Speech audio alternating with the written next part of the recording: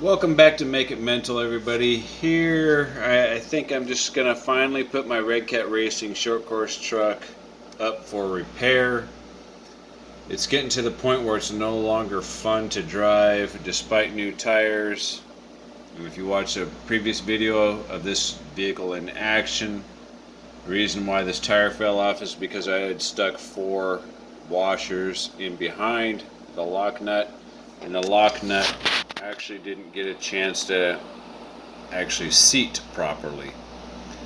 So I just removed the 4 washers, and now these buggy style tires fit properly.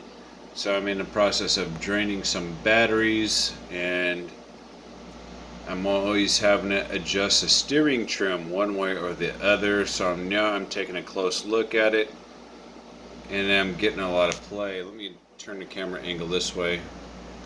See, there's a lot of steering. Every little bump in the road, every little imperfection in the road, or the grass or the dirt, your tire's going to be doing this.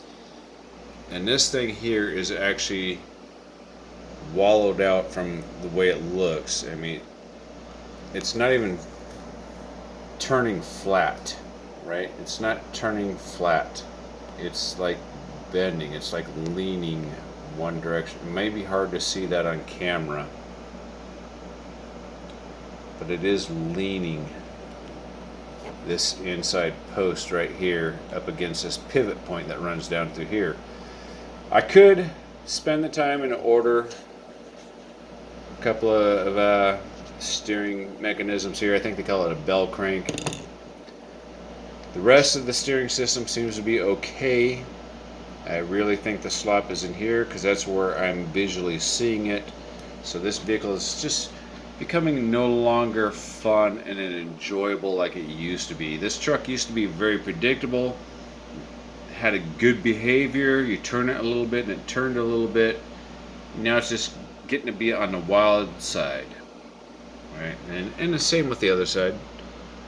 You get a lot of movement right here, and you see, if you look at the servo horn, and it's the fuck you call it anyway, you see this little doodad here.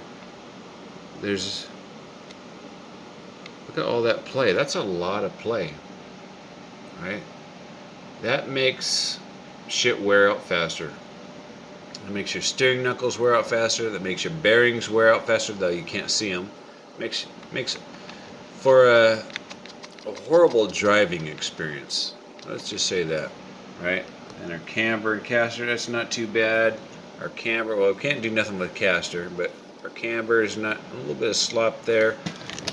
Might try to address that by putting a washer on the drive shaft there, or the propeller shaft, the prop shaft, as some people call it. I don't know. It's a half shaft in my opinion, right? It's a half shaft.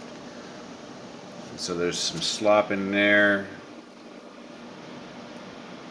And I think I can take that up with a washer somewhere.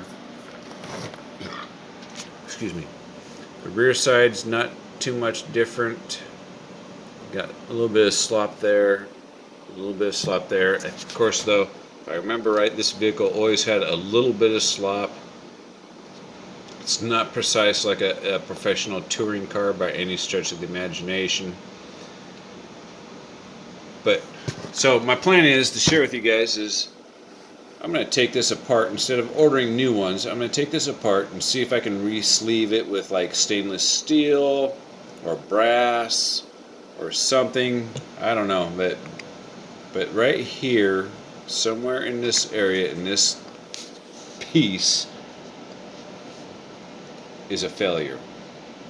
Right? Granted, I've had this vehicle for over a year. I've driven it hard. Why won't you focus? My goodness. There you go.